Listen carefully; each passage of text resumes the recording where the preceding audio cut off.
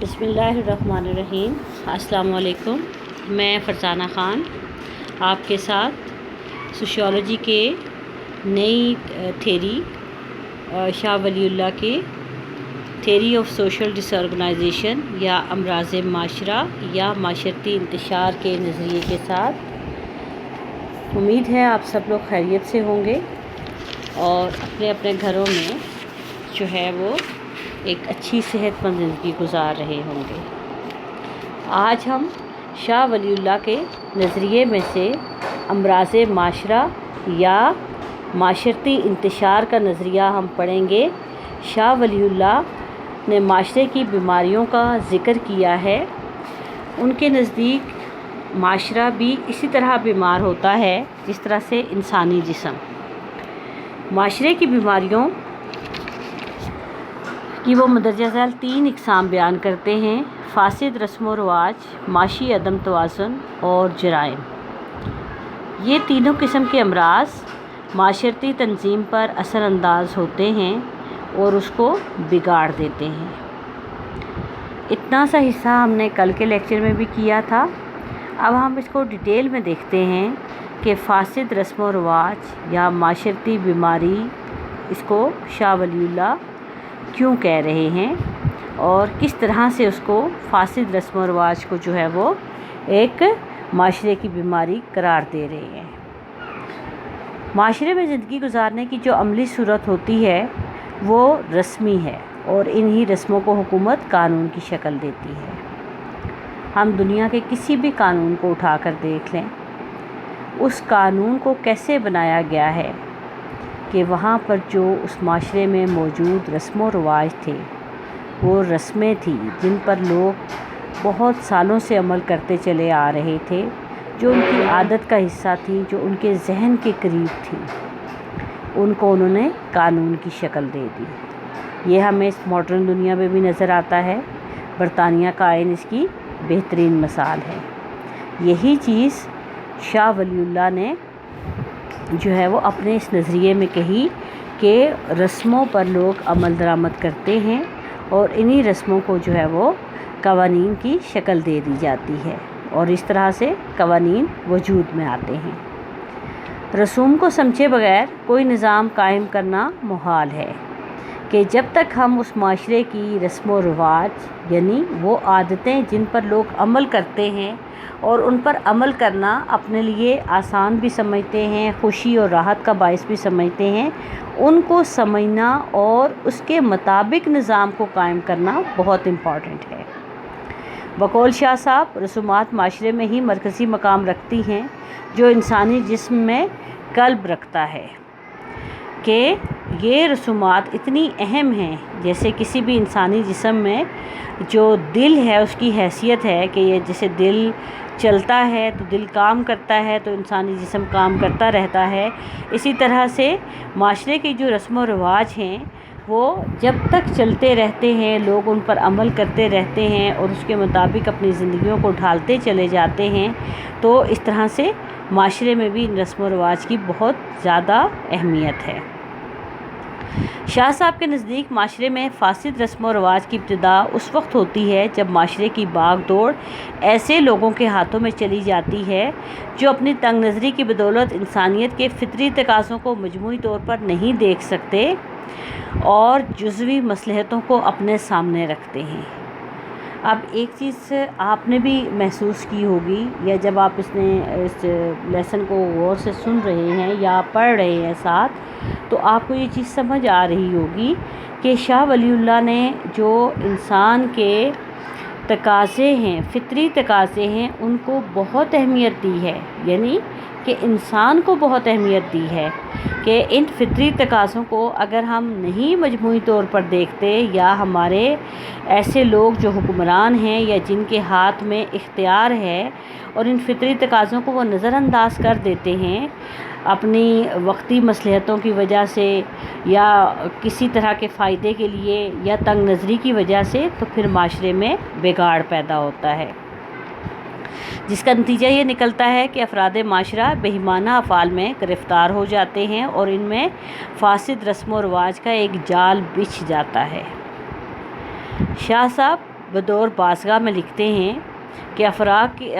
کے اخلاق صالحہ ان فاسد رسومات کی وجہ سے ترقی نہیں کر پاتے، کہ وہ اپنی ایک کتاب میں لکھتے ہیں کہ افراد کے جو اچھے اخلاق ہیں یا جو صحیح اخلاق ہیں یا جو صحت مند اور ایسے اخلاق جن کو کہ ہم معاشرے کے لیے بہترین قرار دیتے ہیں، وہ اس وقت نہیں ترقی کر پاتے جب یہ فاسد رسومات یا فاسد رسمیں جو ہے ہمارے معاشرے میں موجود ہوتی ہیں۔ کچھ فاسد رسومات ہمارے اخلاق صالح اور اجتماعی اداروں کی صحیح ضروریات کے خلاف ہوتی ہیں۔ ٹھیک ہے، اب اس کی مثالیں ہم اس طرح سے دے سکتے ہیں، جیسے دوسرے کا مال غصب کرنا، ڈاکہ زنی، چوری افراد کا پیشہ بن جائے، لواطت اور زنا جیسے افعال عام ہو جائیں، مرد عورتوں اور عورتیں مردوں کی صفات اختیار کرنے لگیں، ان میں لہو لعب، شطرنج بازی، شکار، کبوتر بازی جیسے مشاغل کا رواج ہو جائے، عوام بھاری بھاری ٹیکس کے نیچے دب جائیں تو اس معاشرے کا نظم و ضبط خطرے میں پڑ جاتا ہے۔ اب وہ اجتماعی اداروں کی بات کرتے ہیں، یعنی کہ ایسے ادارے جو سب کے لیے کام کرتے ہیں، عام پبلک کے لیے کام کرتے ہیں، فلاح و بہبود کے کام کرتے ہیں۔ تو اگر معاشرے میں ایسے فاسد رسم و رواج یا ٹریڈیشنز یا کسٹمز رواج پانا شروع کر دیں اور اس قسم کی جو حرکتیں ہیں یا اس قسم کی جو عیب ہیں یا اس قسم کی جو عادتیں ہیں وہ لوگوں میں پیدا ہونا شروع ہو جائیں، تو پھر کیا ہوگا کہ عوام جو ہے وہ مشکل میں پڑ جاتے ہیں، معاشرے کا جو نظم و ضبط ڈسپلن ہوتا ہے وہ خطرے میں پڑ جاتا ہے، وہ کمزور ہو جاتا ہے، وہ ٹوٹنا شروع ہو جاتا ہے۔ شاہ صاحب نے فاسد رسومات کی ایک اور قسم بیان کی ہے جن کی وجہ سے خالق کائنات کی طرف سے بے رخی عام ہو جائے۔ یعنی کہ آپ دیکھیں کہ اگر ایک مسلمان ہے اور اس کو پتہ ہے کہ میرے لیے کون سی چیزیں صحیح ہیں، کون سی غلط ہیں، اور ان پر وہ عمل کرنا اپنے لیے جو ہے وہ صحیح معنوں میں اگر وہ دیندار ہے یا اسلام کے قریب ہے اور اپنے مذہب کے قریب ہے، تو وہ کبھی بھی اس قسم کی حرکات کی طرف نہیں جائے گا۔ وہ اس قسم کی عام جو گپ شپ ہے یا ایسی گپ شپ جس کے میننگز کچھ اور ہیں، ایسے عورتوں کی محفلیں ہیں، یہ ڈاکہ زنی ہے، دوسروں کا مال غصب کرنا ہے اور مال کے ساتھ حقوق بھی شامل ہو جاتے ہیں ہر طرح کے، تو یہ صرف وہی لوگ کر سکتے ہیں کہ جو مذہب سے دور ہیں، جو مذہب کی جو حقیقی جو روح ہے یا جو علم ہے اس کو پیچھے چھوڑ دیتے ہیں۔ شمس الرحمن نے لکھا ہے کہ لوگ اپنے پیٹ اور عیش و آرام کے دھندوں میں اس طرح پھنس جائیں کہ انہیں مادی دنیا سے نکلنے کی فرصت نہ ملے۔ ایسی صورت میں افراد اپنے اخلاق اور روحانی تقاضوں کی طرف سے بے توجہ ہو جاتے ہیں۔ نتیجہ یہ نکلتا ہے کہ ان کی زندگی بے اطمینانی، نا امیدی اور کنوتیت کا گہوارہ بن جاتی ہے۔ اب وہ پھر کہتے ہیں کہ لوگ صرف کیا سوچتے ہیں کہ ہم نے اپنا پیٹ بھرنے کے لیے اپنی روزی روٹی کیسے کمانی ہے، کس طریقے سے کمانی ہے، ٹھیک ہے، اور اپنی انہی مادی ضروریات کی وجہ سے کہ ہمارے پاس یہ ہونا چاہیے، یہ نہیں ہے، ہم کس طرح سے اس کو حاصل کریں، اور اس طرح کی جو ہماری عادات ہیں وہ حد سے زیادہ ہم پر جو ہے وہ غلبہ پا لیں اور ہم اپنے اخلاق اور روحانی جو ہمارے تقاضے ہیں ہم ان کی طرف بالکل دھیان نہ دیں، تو ہماری زندگی میں اطمینان نہیں رہے گا، نا امیدی بڑھتی چلی جائے گی، کنوتیت یعنی کہ اکیلا پن اور صرف ایک جیسے چڑا ہوا انسان ہوتا ہے جو صرف اپنی سوچ میں اپنی زندگی کے دائروں میں گم ہوتا ہے، اس طرح کی زندگی جو ہے وہ ہمارا مقدر ہو جائے گی۔ اب اگر ہم تھوڑا سا اس کو ہم واپس سے جو ہے وہ شروع کے چیپٹر کی طرف جاتے ہیں کہ جب ہم نے بات کی تھی کہ شاہ ولی اللہ اس دور میں پیدا ہوئے جس دور میں جو ہے وہ ریشہ دوانیوں کا دور تھا، اسلامی سلطنت کی جو ہیں وہ بنیادیں کمزور پڑ رہی تھیں اور بیرونی طاقتیں حکومتوں کو کمزور کر رہی تھیں. لوگ صرف جو ہے وہ دربار میں نوکری کرنا اور آسائشیں حاصل کرنے کی تگ و دو کرتے تھے، اور ان میں وہ لوگ کامیاب تھے جو چاپلوس تھے، جو درباری فطرت کو سمجھتے تھے. تو اس طرح سے یہ چیزیں جو ہیں وہ معاشرے میں بڑھتی چلی جا رہی تھی. تو ہم اگر اس کو اس سے ریلیٹ کر کے سمجھنے کی کوشش کریں تو ہمیں سمجھنے میں آسانی ہوتی ہے. نمبر 2 ہے اکنامک امبیلنس یا معاشی عدم توازن. شمس الرحمن محسنی نے نقل کیا ہے کہ معاشی عدم توازن معاشرے کے لیے سب سے بڑا روگ ہے. جب انسانوں کا ایک مخصوص طبقہ ضرورت سے زائد دولت مند ہو جاتا ہے اور اس کے مقابلے میں انسانوں کی بڑی تعداد ایک فاقے پر مجبور ہو جاتی ہے، تو لوگ جو ہے وہ مشکلات کا شکار ہو جاتے ہیں اور یہ چیز معاشرے کو گھن کی طرح کھانے لگتی ہے. مالدار لوگوں کا دولت کی زیادتی اور محتاج طبقے کو ان کی دولت کی کمی نکمہ کر دیتی ہے. دونوں گروہ مختلف قسم کے اخلاقی عیوب کا شکار ہو جاتے ہیں اور ان کی کارگزاری بہت کم ہو جاتی ہے. یعنی کہ دولت مند جو ہے وہ دولت کے نشے میں غلط قسم کی حرکات کرتے چلے جائیں گے اور انہیں یہ یقین ہوتا ہے کہ ہم اپنے اثر و رسوخ یا اپنے روپے پیسے یا اپنی دولت کی بنا پر ہم جو ہے وہ سزاؤں سے بچ جائیں گے، یا کسی بھی وجہ سے ہم اپنے آپ کو بچا لیں گے،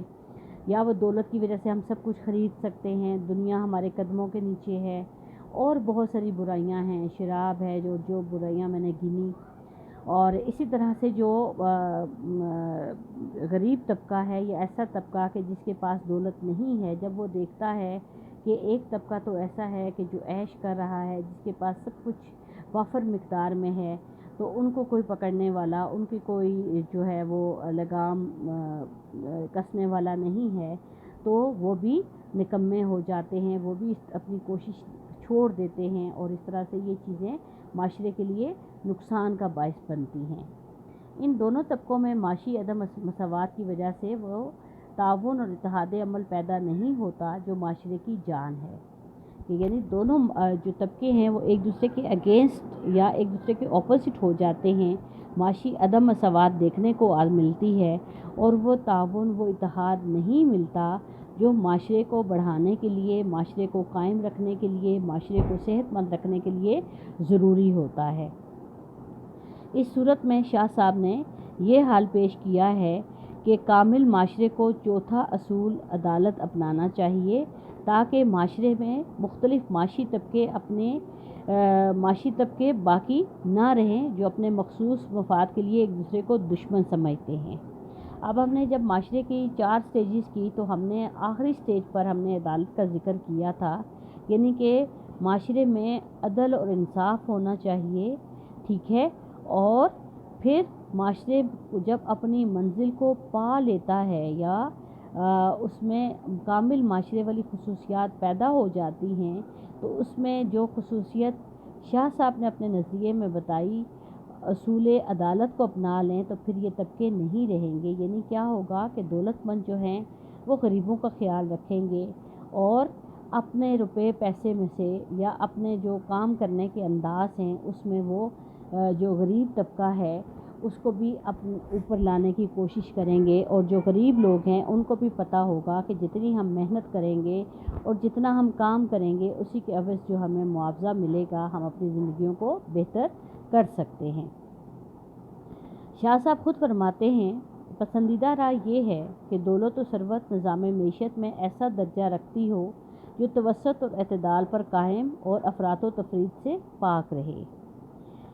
کہ پسندیدہ طریقہ کیا ہے کہ نظام معیشت ایسا ہو، ایسا نظام اپنایا جائے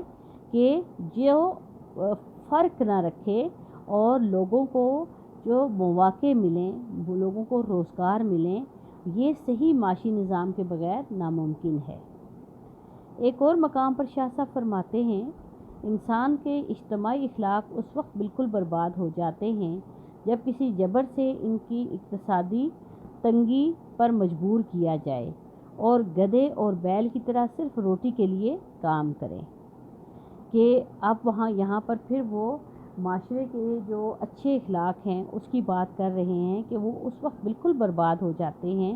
کہ جب وہ جبر کے تحت اور اپنی معاشی مشکلات کو ختم کرنے کے لیے مجبوراً کام کریں، یعنی کہ ان کی اپنی جو انا ہے، اپنی جو مرضی ہے، اپنی جو کام کرنے کا طریقہ ہے، یا جو اتنی اسپیس ان کو ملنی چاہیے کہ جو ایک اچھی کارگزاری کے لیے ضروری ہے، اگر وہ ختم ہو جاتی ہے تو وہ پھر اسی طرح سے کام کریں گے جیسے گدھے اور بیل جو ہے وہ روٹی کے لیے کام کرتے ہیں۔ یعنی معاشی عدم توازن سے اخلاقی بربادی ہوتی ہے، معاشرے کے تمام ادارے بربادی اور زوال میں پھنس جاتے ہیں۔ پریشان حالی اور افلاس کا نتیجہ یہ نکلتا ہے کہ وہ اپنی اخروی سعادت اور فلاح اور خدا سے رشتہ بندگی جوڑنے کے لیے بھی انہیں مہلت نہیں ملتی۔ یعنی کیا ہوتا ہے کہ اخلاقی بربادی ہے اور ہم ایسے اخلاق اپنانا شروع کر دیتے ہیں کہ جو صرف اپنے حکمرانوں کو خوش کرنے کے لیے چاپلوسی ہے، ان کی خوشامد ہے، یا دوسروں کی غیبت کرنا، دوسروں کی جو شکایتیں لگانا اور اپنے نمبر بڑھانا، اور اس قسم کی جو حرکات ہیں وہ جب معاشرے میں عام ہو جاتی ہیں اور لوگ یہ سمجھتے ہیں کہ اگر ہم اس فن میں پیچھے ہیں تو ہم شاید اپنے لیے کچھ کما نہیں سکیں گے یا اپنی جو نوکری ہے اس کو قائم نہیں رکھ سکیں گے، تو پھر کیا ہوتا ہے کہ پریشان حالی ہوگی، افلاس ہوگی، اور پھر ہم آخرت کی فکر چھوڑ دیں گے، مذہب سے دور ہوتے چلے جائیں گے۔ جو ہمارا رشتہ اللہ سے بننا چاہیے، ہمیں توکل کا جو رشتہ ہے اور یہ یقین کہ ہم نے محنت کرنی ہے اور اس کے صلے میں رزق دینا اور آسائشیں دینا اور زندگی میں کامیابیاں دینا ہمارے رب کے ہاتھ میں ہے، تو لوگ اس پر سے جو ہے وہ دور ہٹتے چلے جاتے ہیں۔ اب اس دور کی ہم دوبارہ سے تھوڑا سا پکچر دیکھ لیتے ہیں کہ اس دور میں عمرہ اور رؤسا کی خدمت خواہشات کی تکمیل ہی سب سے بڑا پیشہ شمار ہوتی تھی۔ یہی چیز میں بھی آپ سے ڈسکس کر رہی تھی۔ تو اس حالت میں یہ نتیجہ نکلا کہ کسب معاش کے بہترین طریقوں کا فقدان تھا۔ ایک بڑی جماعت چاپلوسی، مصاحبت، خوشامد، چرب زبانی اور دربارداری کو ذریعہ معاش بنانے پر مجبور تھی، اور یہ ایک ایسا فن بن گیا تھا جس نے اس کے افکار عالیہ اور ذہنی نشوونما کی تمام خوبیاں مٹا کر پست اور رذیل زندگی پر اس کو قانع کر دیا تھا۔ یعنی کہ وہ یہ سمجھتے تھے کہ اگر ہم میں یہ خوبیاں نہیں ہوں گی تو ہمیں دربار میں نوکری نہیں ملے گی، اور اگر مل بھی جاتی ہے تو اگر کوئی ہم سے زیادہ اس طرح کی خوبیوں کا حامل ہوگا تو وہ زیادہ کامیاب ہوگا، وہ زیادہ حکمرانوں کی نظر میں اچھا ہوگا، تو اس کو تو زیادہ جو ہے وہ ہر معاملے میں پریورٹی ملے گی، تو ہمیں نہیں پوچھا جائے گا۔ تو اس طرح سے یہ باقاعدہ ایک فن کے طور پر لوگ اس کو اپنانا اور سیکھنا شروع ہو گئے تھے۔ ابھی بھی بہت سارے ہمارے سرکاری اور نیم سرکاری دفاتر میں ایسا طبقہ موجود ہے کہ جو کام کی صلاحیتوں کے بجائے اپنے افسروں کی خوشامد اور جو ان کی چاپلوسی ہے یا ان کے نمبر بڑھانے کا جو طریقہ ہے اسی پر وہ ڈپینڈ کرتے ہیں، اور دوسروں کے لیے جو ہے وہ پریشانیوں اور دوسرے معاشرے میں برائیوں کی وہ وجہ بنتے ہیں۔ ایک اور مقام پر شاہ صاحب کے الفاظ کو شمس الرحمن نے اس طرح بیان کیا ہے کہ 10,000 آدمیوں کی ایک بستی ہے، اگر اس کا اکثر حصہ نئی چیزیں پیدا کرنے میں مصروف نہیں رہتا تو وہ ہلاک ہو جائے گی۔ ایسے اگر ان کا بڑا حصہ تعیش میں مبتلا ہو گیا تو قوم کے لیے ہار بن جائے گا یا بار بن جائے گا، جس کا ضرر بتدریج ساری آبادی میں پھیل جائے گا، اور اس کی حالت ایسی ہو جائے گی جیسے انہیں دیوانے کتے نے کاٹ کھایا ہے۔ کہ وہ کیا کہتے ہیں کہ 10,000 کی وہ آبادی کی بات کرتے ہیں کہ جو آج کل کے حوالے سے تو بہت کم ہے، لیکن ہم اپنی آبادی کے حوالے سے اسی ریشیو کو، اسی تناسب کو ہم رکھ کر دیکھ لیتے ہیں کہ اگر آبادی کا ایک بہت بڑا حصہ جو ہے وہ نئی چیزوں کو نہیں بنائے گا، نئی چیزوں کو نہیں اپنائے گا، تو کیا ہوگا کہ اس سے اور روزگار کے ایسے مواقع نہیں اپنائے گا کہ جس سے نئی نئی چیزیں بن رہی ہوں، نئے نئے روزگار کھل رہے ہوں، یا آبادی کا ایک بہت بڑا حصہ پرتعیش زندگی گزار رہا ہوگا، تو وہ بھی قوم کے لیے جو ہے وہ ایک بار، ایک بوجھ بن جائے گا، اور اس کی ایسی حالت یعنی کہ انہیں کچھ سمجھ نہیں آئے گا کہ ہم اپنی زندگیوں کو کیسے بہتر کریں، اور اپنی جو زندگی کے آنے والے نئے چیلنجز ہیں، نئی ضروریات ہیں، ان کو پورا کرنے کے لیے ہمیں کس قسم کی چیزوں کی ضرورت پڑے گی۔ ٹھیک ہے، اس بیان سے یہ ثابت ہوا کہ معاشی پیداوار میں حصہ نہ لینا اور معاشی عیش و آرام میں مگن رہنا دونوں صورتیں معاشی عدم توازن کی ہیں اور دونوں معاشرے کے لیے خطرناک ہیں۔ کارل مارکس کا نظریہ معاشی عدم توازن شاہ صاحب کے نظریے کے تقریباً 50 سال بعد دنیا میں آیا، جو بہت مقبول ہوا، لیکن آپ دیکھیں کہ اس سے تقریباً 50 سال پہلے جو ہے وہ شاہ ولی اللہ نے وہی نظریہ جو ہے وہ دے دیا تھا کہ اگر ہم اپنی معاشی عدم توازن کو معاشرے میں سے ختم کرنا چاہتے ہیں تو ہمیں کس قسم کی جو ہے وہ چیزوں کی یا کس قسم کے اصولوں کی ضرورت ہوگی۔ نمبر 3 ہے کرائم یا جرائم۔ شمس الرحمن موصلی نے جرم کی تعریف میں لکھا ہے کہ ملک کے مروجہ قانون کی خلاف ورزی کو جرم کہتے ہیں۔ یہ بات ہم بہت دفعہ ڈسکس کر چکے ہیں، ہم نے جرائم والا جرم والا پورا چیپٹر پڑھ ڈالا کہ جو بھی ملک کا قانون ہے اس کے خلاف کوئی بھی ایکٹیویٹی ہے یا کوئی بھی عمل ہے وہ جرم کہلاتا ہے۔ نیز لکھا ہے کہ وہ فعل جس سے معاشرے کو شدید نقصان پہنچے جرم کہلاتا ہے۔ شاہ صاحب نے جرم کی 7 قسمیں لکھی ہیں جو مندرجہ ذیل ہیں۔ نمبر 1، وہ افعال جس سے افراد کی ذات کو نقصان پہنچے، مثلا مار پیٹ، قتل اور زہر دینا وغیرہ، کہ اس سے فرد کی یا افراد کی ذات کو نقصان پہنچتا ہے۔ وہ افعال جس سے افراد کے مال کو نقصان پہنچتا ہے یا ان کی حقوق ملکیت میں دست اندازی ہوتی ہے، مثلا دوسرے کا مال غصب کرنا، ڈاکہ زنی کرنا، کہ اس کا حق نہیں تھا اور اس نے دوسرے کی ملکیت پر جو ہے وہ حق جمایا۔ تیسرا، وہ افعال جس سے افراد کے ذاتی حقوق میں دست اندازی ہو، جھوٹی تہمتیں لگانا، بہتان لگانا، کسی کو بدنام کرنا،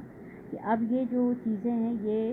دیکھنے میں یا سننے میں تو آسان لگتی ہیں، لیکن یہ پوری زندگی کو، بلکہ ایک زندگی کو نہیں بلکہ کئی نسلوں تک زندگیوں کو جو ہے وہ تباہ کر دیتی ہیں۔ نمبر 4، وہ افعال جو انسان کی فطرت کے خلاف ہوں اور جن کے رواج سے معاشرہ فساد کا گہوارہ بن جائے، کہ انسان کی فطرت کیا ہے، کہ ہمیں یہ پتہ ہے کہ انسان جو ہے وہ اللہ کی فطرت پر ہے، یعنی کہ نیکی اور بھلائی ہے اس میں۔ یہ تو بات کے حالات ہیں کہ انسان کو کیا بنا دیتے ہیں، تو ہماری فطرت کے خلاف ہیں یہ چیزیں اگر ان کو جو اپناتے بھی ہیں، جیسے شراب نوشی ہے، ٹھیک ہے، اور جوا ہے، اور دوسری صنف کی خصوصیات کو اپنانا، جیسے عورتوں کا مردوں اور مردوں کا عورتوں جیسا نظر آنا، صفات کا اپنانا، بولنے کا انداز اپنانا، ٹھیک ہے، اس کے علاوہ عورتوں سے دوستیاں کرنا اور مزید ریلیشن شپس کو ڈیولپ کرنا، یہ سب جو ہیں وہ انسان کی فطرت میں نہیں ہیں، بلکہ یہ اس کی فطرت کے خلاف ہیں، کہ جو اس کو ٹینشن دیتے ہیں، جو اس کو ڈپریشن دیتے ہیں، جو اس کو سکون نہیں دیتے۔ اگر ایسا ہوتا تو جو یورپین کنٹریز ہیں تو وہاں پر لوگ زیادہ خوش ہوتے، کیوں کہ وہاں پہ کوئی ایسا جرم نہیں سمجھا جاتا کہ آپ کس سے دوستی کر رہے ہیں، کس کے ساتھ رہ رہے ہیں، ایک وقت میں کتنے عورتوں کے ساتھ رہ رہے ہیں، کتنے مردوں کے ساتھ رہ رہے ہیں، کتنی دفعہ آپ کسی کو چھوڑ رہے ہیں، کیا کر رہے ہیں، یہ وہاں پہ کوئی نہیں پوچھتا۔ لیکن اس کے برعکس اسلام ہمیں کون سی زندگی کی اجازت دیتا ہے؟ اللہ کے حکم کے مطابق، حضور صلی اللہ علیہ وسلم کی سنت کے مطابق نکاح کو رواج دیتا ہے، ایک پراپر خاندان کی بنیاد ڈالنے کا حکم دیتا ہے، پھر وہاں پہ ذمہ داریاں سر پہ ڈالی جاتی ہیں، مرد کی کیا ذمہ داریاں ہیں، عورت کی کیا ذمہ داریاں ہیں، گھر کو کیسے چلانا ہے، بچوں کی تربیت کیسے کرنی ہے، کس طریقے سے خود کو اللہ کا بندہ بنانا ہے، کس طریقے سے اپنے گھر والوں کو سیدھے راستے پر رکھنا ہے، حلال کو کیسے کمانا ہے، حرام سے کیسے دور رہنا ہے، اور انہی چیزوں میں جو ہے وہ اللہ تعالیٰ نے برکت رکھی ہے، سکون رکھا ہے، خوشی رکھی ہے۔ آپ دنیا میں چاہے جتنی دوستیاں کر لیں، جتنی فیس بک پہ اکاؤنٹ بنا لیں، جتنے واٹس ایپ پہ مصروف رہ لیں، جتنے دوستوں کے گھر سے ہو آئیں، آپ کو خوشی کہاں ملتی ہے، آپ کو سکون کہاں ملتا ہے؟ اپنے ماں باپ کے ساتھ، اپنے بہن بھائیوں کے ساتھ، اپنی اولاد کے ساتھ، اور اپنے وہ ریلیشنز جو اللہ تعالیٰ نے آپ کے لیے بنائے ہیں، جو آپ کے لیے حلال رکھے ہیں، جو آپ کے لیے ریلیشنز ہیں، اور ان کے لیے جو لمیٹیشنز ہیں، آپ ان لمیٹیشنز میں رہتے ہیں تو آپ سکون میں ہیں، آپ خوشی میں ہیں، آپ جو ہے وہ زندگی کو اور اپنی آخرت کی زندگی کو سنوار رہے ہیں۔ لیکن جب اس کے اگینسٹ جیسے میں نے یورپین کنٹریز کی مثال دی اور جو یہ شاہ صاحب اس اپنے نظریے میں بیان کر رہے ہیں، اگر ہم اس نظریے پر جاتے ہیں تو ہم معاشرے میں بگاڑ پیدا کرتے ہیں، معاشرے میں جو ہے وہ برائیوں کو جنم دیتے ہیں، ایک برائی سے دوسری اور دوسری سے یہ پھر ملٹی پلائی ہوتے ہوتے پورے معاشرے کو نیست و نابود کر دیتے ہیں، اور پھر انسان کے اندر بھی وہ سکون اور خوشی نہیں آ پاتی۔ پانچواں ہے وہ افعال جو معاشرے میں ایسا فساد پیدا کرتے ہیں جو آنکھوں سے پوشیدہ رہتا ہے لیکن در پردہ معاشرے کے جسم کے لیے روگ بن جاتا ہے۔ اب یہاں پہ معاشرے کا جسم وہ کس کو کہہ رہے ہیں؟ معاشرے کو ہی کہہ رہے ہیں، معاشرے کو ایک باڈی کنسیڈر کر رہے ہیں، جیسا ہم نے شروع میں پڑھا کہ وہ معاشرے کو ایک انسانی جسم سے تشبیہ دے رہے ہیں اور اس کو اسی طرح سے بیمار کہہ رہے ہیں جس طرح سے انسان بیمار ہوتا ہے، جیسے جادو ٹوٹکے کا رواج ہے، ٹھیک ہے، سٹا کی تجارت ہے، چلاک اور چال بازیاں ہیں، ٹھیک ہے، اور مختلف لوگوں کو عوام کا ہیلے اور جھگڑے کی باتیں سکھانا ہے، اور اس قسم کی جو بری حرکات ہیں ان کو پروموٹ کرنا ہے، اور ایک دوسرے سے بدزن کرنا اور آپس کے جو ریلیشن شپس ہیں ان میں تفرقہ ڈالنا ہے۔ پھر اگلا ہے وہ افعال جو فساد انسانیت کا سبب ہوں، جن سے اپنے عامہ میں خلل پڑتا ہو، مثلا آپس میں تفرقہ اندازی ہو کرنا، فساد معاشرے کا بہت بڑا سبب ہے، اس کی روک تھام ضروری ہے۔ اگر کسی دین و مذہب میں مختلف فرقے پیدا ہو جائیں اور وہ باہمی لڑائیوں میں مصروف ہو جائیں تو اس سے لوگوں کی دنیا و آخرت دونوں برباد ہو جاتی ہے۔ یعنی کسی مذہب میں بہت زیادہ فرقے پیدا ہو جاتے ہیں، ایک دوسرے پر الزام لگاتا ہے کہ یہ صحیح نہیں ہے، یہ ٹھیک ہے، یہ غلط ہے، تو آپس میں ہی کہ اب اصل میں جو اسلام کی اصل روح ہے یا جو مذہب کی اصل روح ہے اس سے لوگ ہٹ جاتے ہیں اور آپس کی چھوٹی چھوٹی باتوں پر لڑائیاں جو ہے وہ لڑتے ہیں، اور وہ لڑائیاں اور وہ ٹینشن جو ہے وہ بہت دور تک چلی جاتی ہیں۔ شاہ صاحب ان مجرموں کو سزا دینے کے حق میں ہیں، لیکن یہ سزا انتقام کے طور پر نہ ہو بلکہ جرم کی پاداش میں ہو، کہ ان لوگوں کو سزا ملنی چاہیے۔ یہ جتنے مجرموں کو ہم نے ذکر کیا کہ سزا کے لیے بھی ایک چیز ضروری ہے کہ عدل ہونا چاہیے، کہ جتنا جرم ہے اس کے مطابق سزا ہونی چاہیے، ایسی سزا نہیں ہونی چاہیے کہ کسی کو تو چھوٹے سے جرم پر جو ہے وہ تختہ دار پر لٹکا دیا جائے اور کسی کو جو ہے وہ بڑے بڑے جرم کی ایک عام سی سزا دی جائے۔ مندرجہ بالا بحث سے ہم یہ نتیجہ نکال لیتے ہیں کہ شاہ ولی اللہ معاشرتی مسائل کے حل میں دلچسپی رکھتے تھے اور انہوں نے اپنے عمرانی علم کے افکار و نظریات بھی تخلیق کیے اور معاشرے کو سنوارنے کی انہوں نے جتنی کوشش وہ کر سکتے تھے اتنی انہوں نے کی۔ تو اسی کے ساتھ ہمارا آج کا لیکچر ختم ہوتا ہے۔ اللہ حافظ، اپنے اپنے گھروں میں رہیں اور پرسکون رہیں اور صحت مند زندگی گزاریں اور ہمیں دعاؤں میں یاد رکھیں۔ اللہ حافظ۔